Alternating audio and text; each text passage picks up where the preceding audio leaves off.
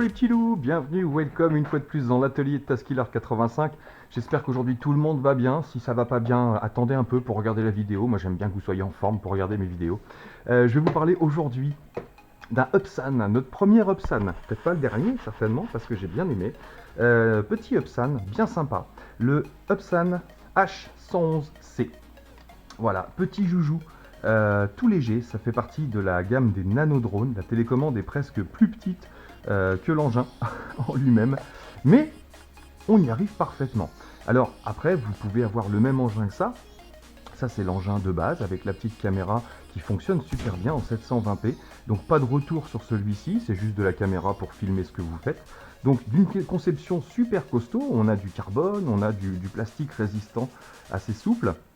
Donc on sent que c'est vraiment une bonne conception, il tient bien en main, bien lourd pour son gabarit, mais super réactif et super nerveux surtout, bien maniable. Donc je vais vous montrer ça bien sûr, on va faire une petite démo en indoor avant d'aller jouer dehors, parce que celui-là est vraiment fait pour l'extérieur aussi, je vous assure. Et alors, ces petites lumières, il a un mode de nuit, mais vous allez halluciner.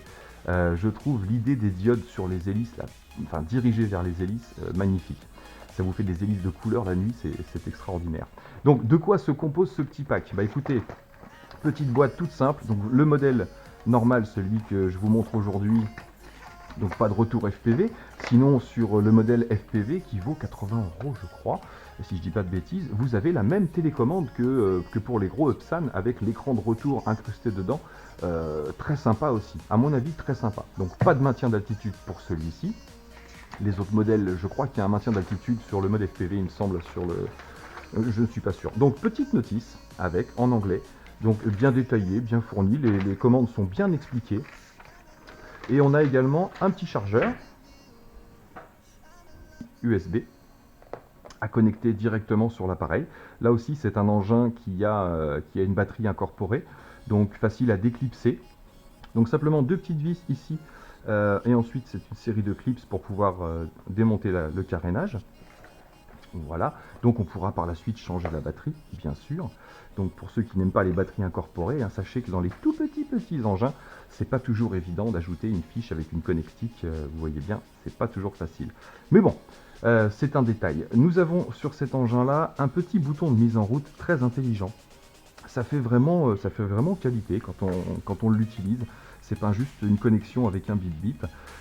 Donc je vous montre comment ça fonctionne. C'est assez simple. Vous allez appuyer sur ce petit clic ici.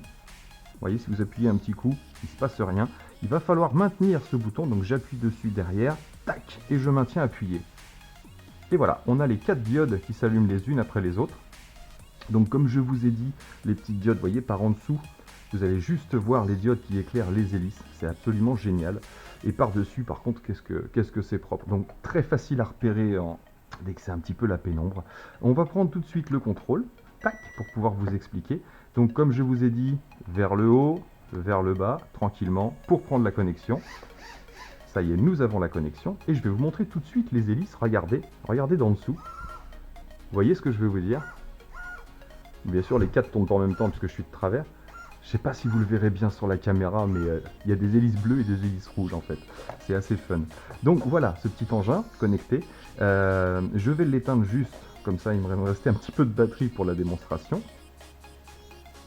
Tac, tac. Et on maintient pareil jusqu'à ce que les 4 diodes soient éteintes. Ici sur la télécommande, donc c'est un mode 2 sans maintien d'altitude, celui-ci, un contrôle normal, bien sûr, avant-arrière, transition gauche-droite.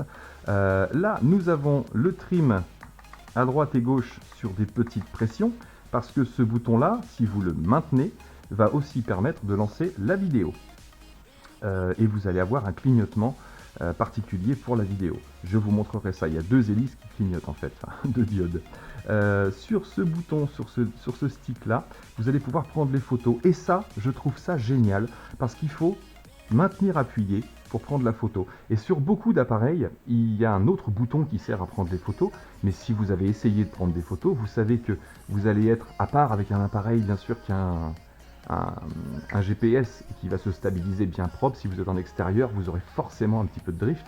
Donc on est toujours obligé de récupérer un petit peu la direction du drone pour pouvoir prendre la photo. Et il suffit que le bouton soit à droite, bah c'est le même pouce, c'est pas évident. À chaque fois, on a tendance à vouloir récupérer et prendre la photo et on n'arrive pas à cadrer. Que là, vous allez pouvoir diriger votre engin là où vous voulez le mettre. Et quand vous êtes prêt, tac, vous appuyez, bim, et la photo est prise. Et pendant que vous appuyez, vous pouvez encore le récupérer un petit peu. Donc ça, c'est super intelligent pour faire des photos cadrées. Voilà. On a également des vitesses. Donc vous avez 2 vitesses sur cet engin-là. Et Dieu sait que la deuxième vitesse bombarde. Vous allez voir les inclinaisons qu'il peut prendre. Ensuite, ici, vous avez le bouton des flips. Alors, le bouton des flips est pas mal fait non plus parce que une fois que vous êtes en l'air, vous allez devoir maintenir ce bouton, le throttle. Vous allez devoir appuyer sur le throttle. Vous allez avoir un bip. Et ça vous permet de mettre un petit peu de puissance juste avant de mettre la direction dans laquelle vous voulez flipper. Voilà, donc on appuie, bip bip, hop, et on met la direction. Mais vous pouvez en même temps, quand vous avez appuyé, reprendre un peu de puissance ou mettre un peu de puissance au moment où vous allez flipper. Mais sur celui-ci, il n'y a pas spécialement besoin parce qu'il flippe assez nerveusement. Donc nous avons ici également un mode headless. Donc là, juste un appui simple sur le throttle. Donc appui court et appui long pour le flip, appui court pour les vitesses, appui long pour les photos sur celui-ci. Donc vous pouvez faire comme moi. Hein. Et on a un mode calibration du gyroscope également ici. Donc pour la stabilité de l'engin. Donc mettez-le bien à plat et vous allez mettre le throttle en bas à droite ici. Et avec le stick, toc toc toc toc, vous faites 2 petits allers-retours comme ça, 2 ou 3. Et l'appareil se met à clignoter et est automatiquement calibré pour le gyroscope. Donc voilà pour ce petit bébé super costaud, super résistant. Faites-moi confiance, il a pris des gamelles à la maison, il s'est pris des murs. J'ai voulu tout tester dans tous les sens, mais il est vraiment super réactif. Et vous verrez que la vitesse, la vitesse 2, vous l'utiliserez certainement que dehors, je pense, parce qu'en intérieur, il faut de la place.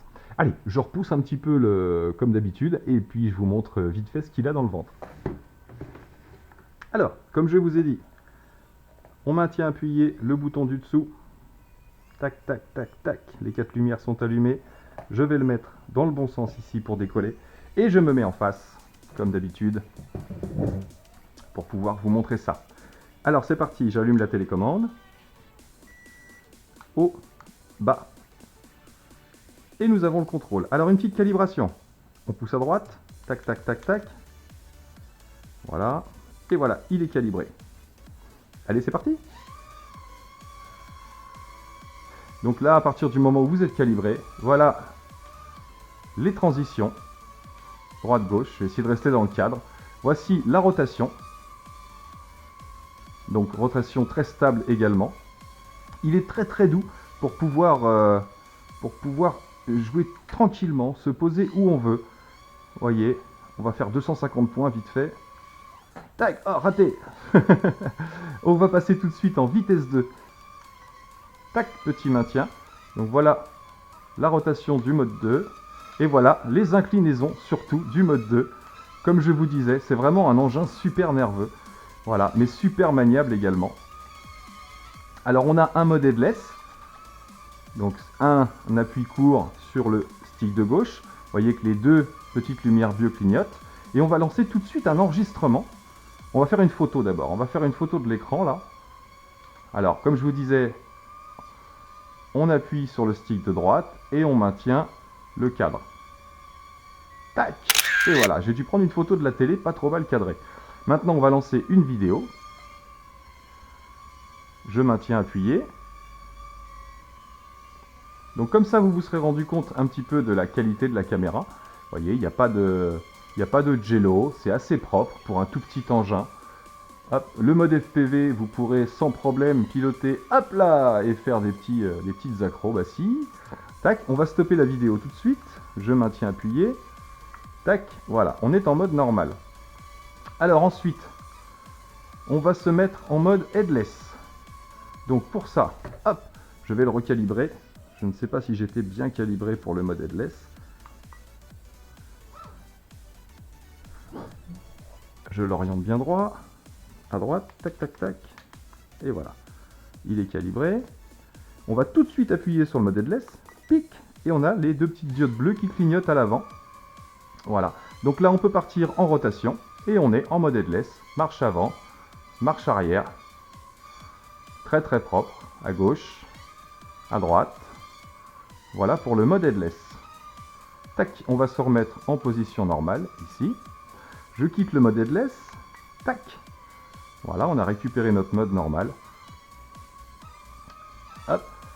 Je vous montrerai bien une petite accel vite fait. Allez, on va changer d'angle. Regardez. On va se mettre en vitesse 2. Tac, bip bip. Regardez, c'est parti.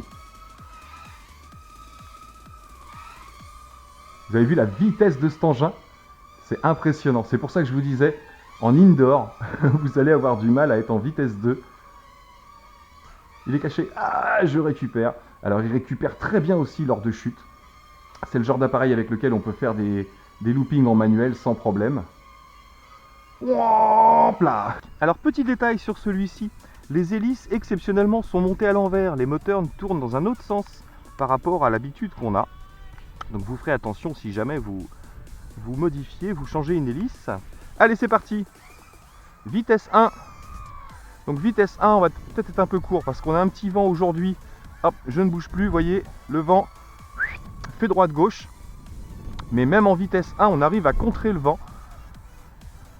Donc j'étais assez surpris par la portée et la puissance de ce petit appareil, de ce petit joujou. On va tout de suite passer en vitesse 2. Hop, je vais la ramener ici. Alors on passe en vitesse 2. Un petit appui, vous voyez tout de suite les orientations changent un petit peu et alors là il ne galère plus du tout avec le vent. Youhou. Ah, c'est vraiment un beau petit bébé. Ya, filet, but. Ah, je vais pas forcer. Ne forcez pas les hélices si vous êtes comme ça parce que vous allez forcer les moteurs, hein, pensez-y. Hein. Alors on va faire un petit test de portée et pour ça on va se mettre en mode headless. Comme ça on est sûr parce que forcément, s'il y a une bonne portée, vous n'aurez plus l'orientation de l'engin parce qu'il est tout petit. Celui-ci se voit mieux de nuit que de jour, forcément. Alors, on passe en mode headless, donc un maintien court sur celui de gauche. Alors, on part en rote. Ouais, c'est ça. Je pousse vers l'avant, je tire vers moi, gauche et droite. C'est bon, on est dans le bon sens. Allez, on va se faire un petit test de portée jusqu'à ce que je le vois plus. Donc là, on est à 30 mètres.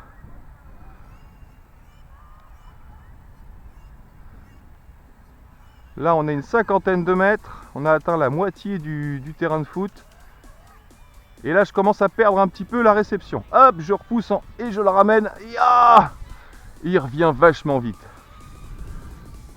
Donc, on a bien là, les 40-50 mètres de portée sans problème. Je vais repasser en mode normal. Voilà qui est fait. Oh, le soleil. Oh, ça, c'est pas bon. Je vois plus rien. Ne volez pas vers le soleil. Surtout pas. Ah, bonne petite vitesse, hein. On va le faire passer devant nous.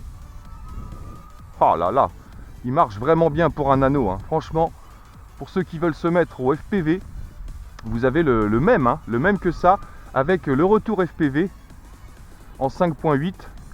Donc je vous le recommande, hein, ceux qui veulent se mettre au FPV. Donc ceux qui veulent s'entraîner au pilotage, déjà c'est un bon petit joujou. Mais alors pour le FPV, ça doit être très sympa.